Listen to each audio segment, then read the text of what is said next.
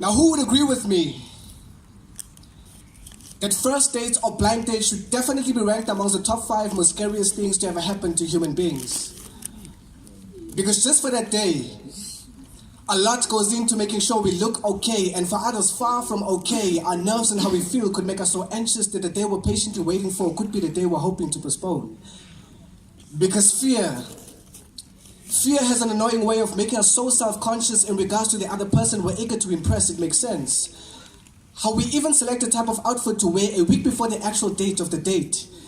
And not to mention, spending time wondering about what to talk about in terms of topics for the day and the weather. The weather should definitely be one of those topics not up for discussion, otherwise it just makes you look like a weird weather reporter. And to be honest, I always want to even stand in front of the mirror to make sure my words are articulated properly, and the first sound of a single stutter concludes my inability to be able to converse without tripping over my words. Oh my word. Let's not even talk about thinking what my first words would be when I see her. Hi there.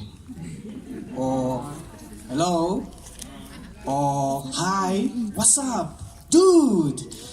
Sounds a bit weird, right? At this point, standing in front of the mirror, I can just imagine someone else across the room listening to the short conversation I'm having with myself and thinking, this dude needs some serious medical attention.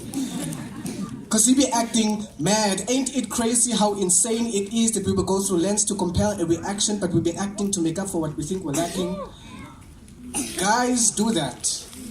But I think the girls tend to do it more. From the hair, buying you clothes, the makeup, nail treatment, that they never forget. They would even put nail polish on their toes to show off and then subsequently decide to wear sneakers for the date. And when they wear heels, they would practice their walk precisely because nobody wants to look like a cripple for walking with a limp. Again, a lot goes into making sure we look okay, and I'm not saying that we shouldn't look good on our first or blind date because nobody wants to look crusty or appear different than their filtered photos. Because what you see should be what you get and not getting what you didn't see. Otherwise, you might be disappointed and feel unwanted when the other person expresses disinterest. It's interesting how we sometimes approach God the same manner we approach a first or blind date. That we gotta look good first before we appease God as if He's blessed by our efforts causing Him to sneeze, but the aroma we hope to bring is not that sweet. It's like saving up money to purchase something not for sale, and not just because it's too much of a price to pay, but because it's free. So how do you pay for a gift? Some would even say, let me clean myself up before coming to God. As if you do a good job at cleaning yourself up. It's like taking a dirty rag, dunking it in dirty water, and wiping yourself up like you'll be 99.9% free of germs. I'm afraid you missed a spot. Many spots at that. But we have a spotless lamb who was slain to erase every trace of sin. Where X marks the spot of sin, X now marks the spot of righteousness. They say a leopard never changes its spot, but we're talking about the blood that does more than just change a spot, but transforms the human heart.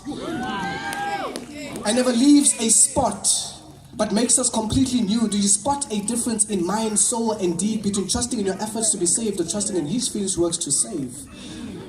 Oh, what a miraculous thing it is to be saved. More miraculous because it requires faith in His grace.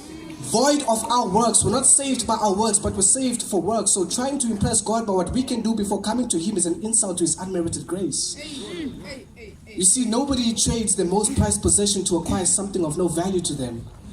With this in mind, God gave us His precious Son.